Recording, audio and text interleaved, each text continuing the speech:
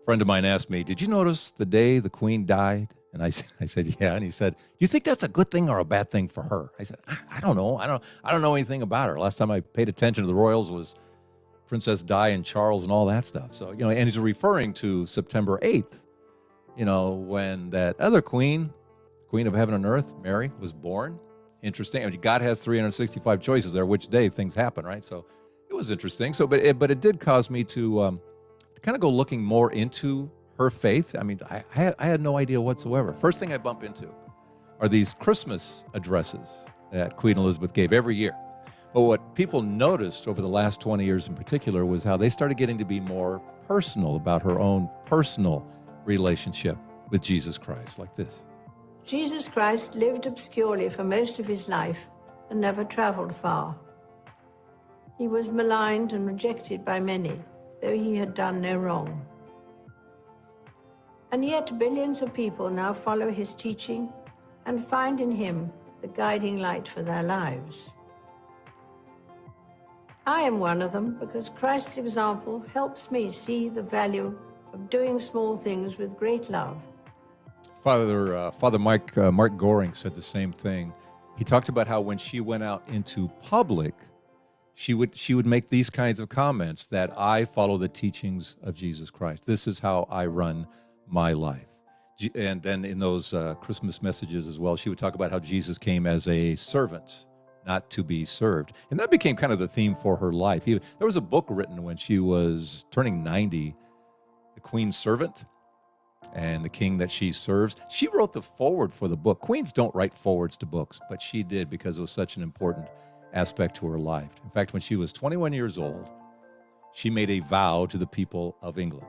As a princess, she said, I vowed that I will be your servant. With God's help, making that point, with your prayers and God's help, I will do that.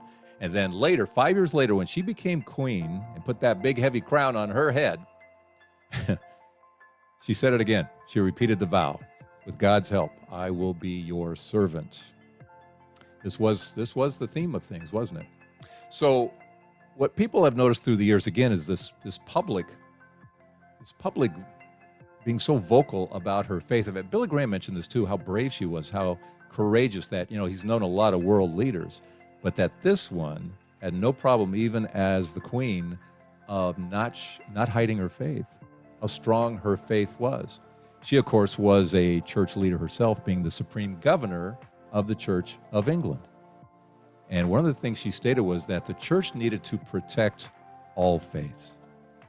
And how she did that with Catholics was interesting. I mean, there's 400 years of animosity going on here when she became queen. 400 years since the Reformation, since the Church of England left Rome, if you will.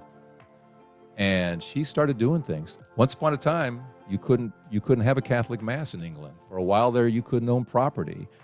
You couldn't hold public office. And then even as late as 2013, if you were in the line of succession, become king or queen and married a Catholic, you would have to renounce the throne, if you will. So she went about knocking all these things down. As a matter of fact, even before she became queen, it was about a year before she was the queen, she went to visit Pope Pius XII. This wasn't done then. This still had that Catholic Protestant thing fighting each other, and she was knocking down that wall. Later, in the early 60s, she met with Pope John the 23rd. Then later, 1980, it was Pope John Paul II. She went to the Vatican with Prince Philip. And interesting, the day they chose to visit, October 13th of 1980. It's a big day in the church. That's the Fatima miracle, the miracle of the sun, was October 13th, 1917.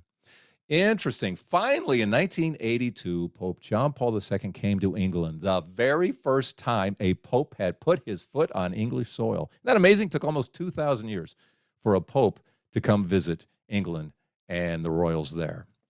And a year after that, the Queen gave a huge award to Saint Mother Teresa of Calcutta. Again, you don't give big awards to Catholics, especially Catholic nuns. She did it. When Tony Blair, remember him, Prime Minister, when he left office, he then became a Catholic, and that's when she gave him the highest level of knighthood. Again, just something that wouldn't have been done before Queen Elizabeth.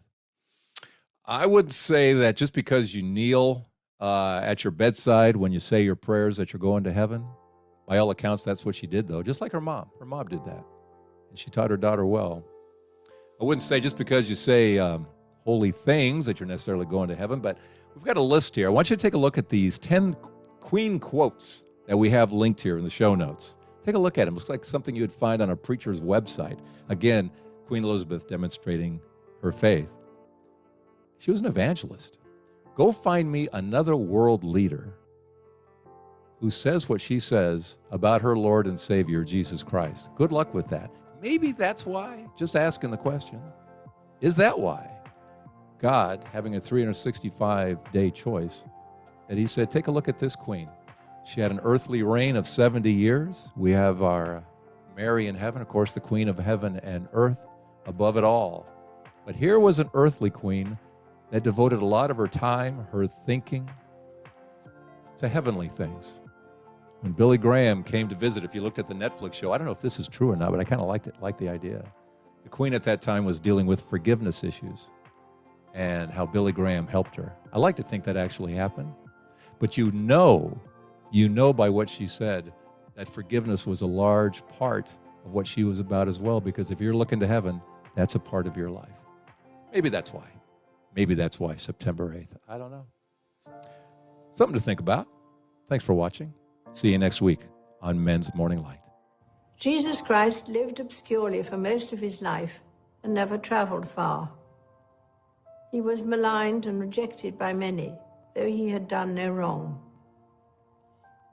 And yet billions of people now follow his teaching and find in him the guiding light for their lives. I am one of them because Christ's example helps me see the value of doing small things with great love.